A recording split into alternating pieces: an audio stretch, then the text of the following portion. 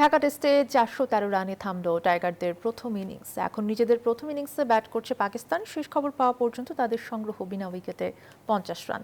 4 উইকেটে 304 রান নিয়ে দ্বিতীয় দিনে মাঠে নামে বাংলাদেশ। সফরকারীদের দারুণ বোলিংয়ে তেমন সুবিধা করতে পারেনি টাইগাররা। 32 ওভার খেলে স্কোর বোর্ডে 109 রান যোগ করে গুটিয়ে যায় নাজমুল হোসেন শান্তর দল। লিটন 33, মিরাজ 10, তাসকিন 28, মুশফিক করেন 71 রান।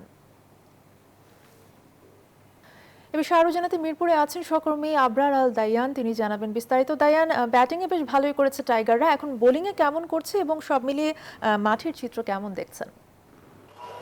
ধন্যবাদ অর্থী।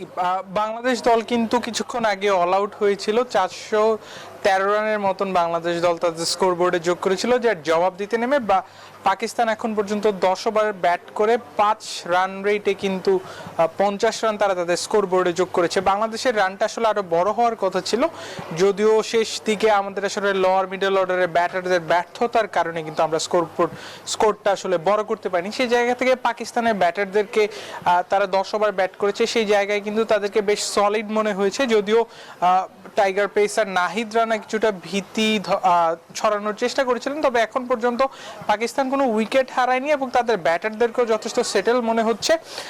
যদি বাংলাদেশকে আসলে ভালো একটা লিড বাংলাদেশকে পেতে হয়, তাহলে বোলারদেরকে দায়িত্ব নিতে হবে। বোলাররা যদি বেশ কয়েকটা উইকেট আজকে দিনের মধ্যে তুলে ফেলতে পারে, তাহলে বাংলাদেশের জন্য একটা ভালো শেষ হবে আজকের দিনের জন্য।